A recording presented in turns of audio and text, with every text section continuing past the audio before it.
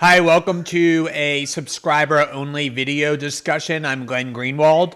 As many of you know, prior to moving to Substack, I had a highly produced video program called System Update, which we are in the process of reassembling with the outstanding team that I had there. But until we're ready to start producing those shows, we're for the moment going to have a somewhat low-tech video presentation, which I think can really facilitate a kind of discussion that the written word doesn't necessarily convey. And I wanted for this morning to talk to you about what I see as the three greatest dangers of a Biden-Harris administration. And I know that not everybody in the world has yet accepted the inevitability that there will be a Biden-Harris administration, but I think we can all agree that it is at least probable enough that analysis of it and discussions about it and concerns about what it would entail are warranted. And for me, these three dangers, and these by no means are the only dangers, but they're the three principal ones, are militarism, corporatism, and censorship, all fueled by an overarching indifference on the part of the media, on the part of citizen activism, the part of the courts, and the other sectors that have been highly active over the last 4 years and that are now likely to take a nap no matter what happens. Now, before talking about those first three things, the one I want to emphasize is that the two people about to take power have a very long record in public life. And it's very unusual for someone who spends their entire adult life pursuing a certain ideology or pursuing certain policy goals to suddenly shift on a dime, especially at the end of their life or in the last stage of their life, as statistically Joe Biden is. It's a pretty good predictive metric to look at what they've done. And Joe Biden was in the Senate for 35 years and pursued a very consistent ideology over that time. One that involved things like being the principal advocate of the Iraq War when he was the Democratic chairman of the Senate Foreign Relations Committee in 2002, being the most loyal servant to the credit card industry that is based in Delaware and that has always funded large components of his campaign, and being a tough law and order activist, not only the author of the 1994 crime bill that is more responsible for the fact that the United States imprisons more people than any other country in the world, but attacking Republicans for decades from the right for failing to put people in prison harshly enough for long enough periods of time and under harsher conditions. That is who Joe Biden is, and it's who he has been for 50 years, and it's extremely unlikely that he's going to change. We saw him for 35 years in the Senate and 8 years as vice president. Kamala Harris, whose influence we don't yet know as vice president, is a career prosecutor. She went to law school. She had the choice to do anything she wanted. She chose to do a job to put people in prison, and she advocated for harsh punishments for all kinds of nonviolent criminals. She defended policies that are now regarded widely as racist and overtly based in vengeance rather than justice. That is who she is. There is nothing that she's done that has indicated she's changed in any way. And that, I think, is the guidepost that we have to use rationally for what this administration is likely to be. Now, let's talk about the first danger that I see with this administration, which is militarism. Let's recall that in 2016, Donald Trump ran on a fairly unorthodox foreign policy platform. He, on the one hand, vowed to do things like avoid wars such as the regime change wars in Syria and Libya, and to avoid invasions that were unnecessary, like the one in Iraq. And he also vowed at the same time to escalate what he called the war on terror. He vowed to bomb the shit out of, as he put it, ISIS and related affiliate organizations of Al-Qaeda, to escalate the civilian bombing in Iraq and Syria. And over the last 4 years that he was president, he made good on what I regard as that very warped promise. He did escalate bombing campaigns that were already underway that he inherited in places like Iraq and Syria, killed far more civilians, used drones to a far greater extent. He fulfilled that promise that he made in 2016 that he ran on. And his argument is, look, I eradicated ISIS. So it was a success, but there are a lot of innocent dead people along the way. But what is also true is that Donald Trump over the last 4 years did not initiate a new war. Whether you like Trump, whether you hate Trump, whether you think he's a refreshing new voice or the reincarnation of Hitler, that fact will never change. There has been no new war initiated over the last 4 years under Donald Trump, the first president since at least Jimmy Carter, depending on how you count. You could even go back further to Richard Nixon, who inherited and escalated in Vietnam, but didn't start a new war, depending on how you count. But the first president in decades, American president, who did not initiate a new conflict in a foreign country. That is something that I think we all ought to be happy about and ought to celebrate and consider to be a significant achievement. Now, there are other things that he did that were provocative, whether killing an Iranian general or getting close to highly inflammatory rhetoric with North Korea, none of which resulted in a new war. He withdrew from the Iran deal. He reimposed sanctions on Cuba. So it's not as though he's been some kind of dub or pacifist whose foreign policy is immune from critique. But on this one critical point that he did not start new wars, there's simply no disputing the fact that he didn't. The foreign policy team that is about to be ushered in under Joe Biden, Michelle Flourney, who's the almost certain head of the Pentagon, the Secretary of Defense, people like Susan Rice, who is being touted for the State Department, people like Ben Rhodes and Samantha Power and other foreign policy luminaries in the Obama administration are all people who have demonstrated a very aggressive propensity for and belief in wars, invasions, bombing campaigns, including ones to change regimes. These were some of the people who were the primary advocates of the regime change war engineered by NATO in Libya that resulted in destruction of that country, immense anarchy, open air slave markets. They're the people who wanted Obama to confront Moscow even more by doing things like arming the Ukrainians with lethal weapons. They're people who wanted the CIA to be unleashed even further than it already was to topple the regime of Bashar al-Assad in Syria. These are people who are almost certain to push for new wars. They view war as an important instrument of American foreign policy. And Biden himself, as I said, despite having done things like oppose the first Persian Gulf War, was the most important Senate Democrat, even more so than Hillary Clinton, in bringing Democrats along on board in 2002 and 2003 to support the Bush-Cheney invasion of Iraq. That is who Joe Biden is, and I would be shocked if we get through 4 more years without at least one new war, given this team that's being brought in, and that is deeply, deeply concerning. Remember, one of the very few times that Democrats, including Hillary Clinton, praised Donald Trump was when he dropped bombs on Syria. These are militarists. They believe not just in American exceptionalism, but in the right and the duty of the United States to use its military around the world for whatever advances American interests. That is the number one danger of a Biden-Harris administration. The second danger is corporatism. As I think a lot of you know, in 1992, after the Democrats were blown out by Ronald Reagan and then lost with Michael Dukakis to George Bush 41, there was a reevaluation of the party about how they can begin to win, and the answer they came up with the Democratic Leadership Council and Al Frum and Bill Clinton and the New Democrats was they needed to become no longer a party reliant on unions, but reliant instead on Wall Street and corporate America, to become much more friendly to corporate America. And ever since, that is the strategy they implemented, and the cash has poured in to the Democratic Party, and they in turn have served those factions that they chose to partner and align with things like free trade agreements that have destroyed jobs throughout the United States, that have caused joblessness and depression and anxiety and drug epidemics all throughout the interior of the country that coastal new media journalists love to ignore. And ever since then, they have increased that.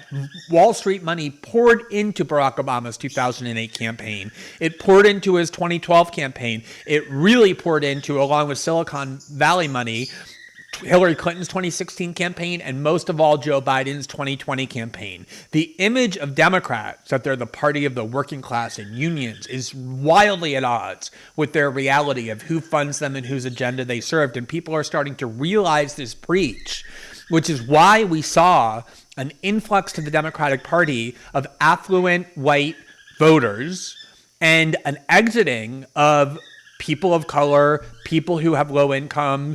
That's why Trump won more percentage of Hispanic voters, African-American voters, union households than presidents and Republican candidates in many years, because that is the realignment that is taking place. Joe Biden's career was based on servitude to the credit card industry, his sponsorship of and advocacy for the bankruptcy bill during the Bush years that made it very difficult for people struggling to discharge their debts to credit card companies is supposedly what made Elizabeth Warren so angry that she entered politics. These are the corporatists who are about to take over. Kamala Harris is the same way. That's how she has been able to fund very expensive campaigns throughout California, is by appeasing Silicon Valley and the entertainment industry and banks. They love Kamala Harris. When Joe Biden chose her, Wall Street celebrated. So corporatism doesn't just mean working on behalf of the richest at the expense of the working class. It also means things like ensuring that corporatist power centers like Google and Facebook are left alone. Just 3 months ago, there was a subcommittee in the House, a Democratic-led one, that issued a report concluding that Facebook is a classic monopoly, as is Amazon and Google. And their priority now with this administration that they funded and with whom they're going to partner is to ensure that there is no real regulation implemented to place controls on what is their out-of-control power. You're going to see corporatism unlike you've ever seen before. Donald Trump's administration was definitely propelled by corporatism. They cut taxes on the corporations. They cut taxes on the wealthy. They put industry executives in charge of the very the very executive agencies that are supposed to regulate industry. He didn't drain the swamp. He waddled around in it. He strengthened it. But you're going to see that at least as much, if not more so now, with a Democratic Party that has very consciously abandoned the working class in favor of affluent suburbanites and the centers of power on both coasts. Remember, Chuck Schumer said in 2016, when asked about losing blue-collar voters, it doesn't matter. For every blue-collar voter we lose, we're going to pick up 2 soft Republicans in the suburbs. It didn't work in 2016, but it did in 2018 and even more so in 2020. It's the reason Joe Biden won the election, and they know that.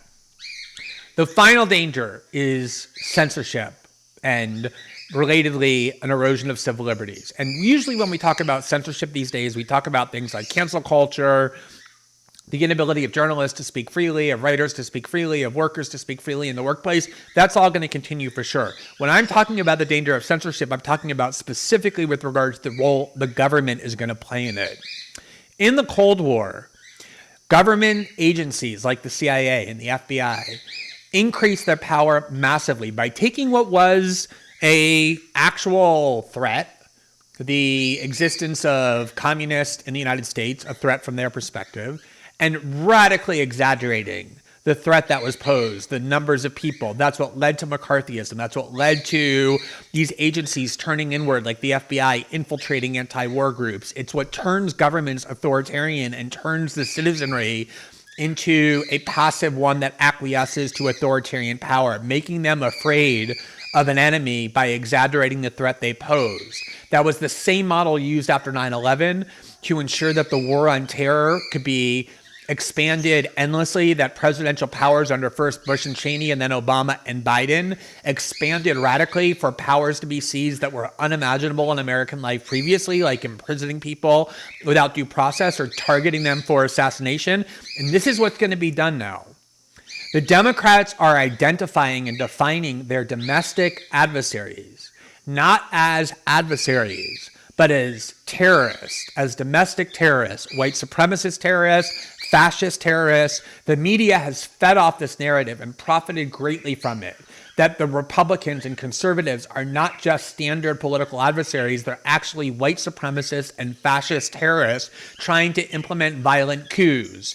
That elevates fear levels, which makes people watch the media, but it elevates fear levels, which enables governments to seize greater control.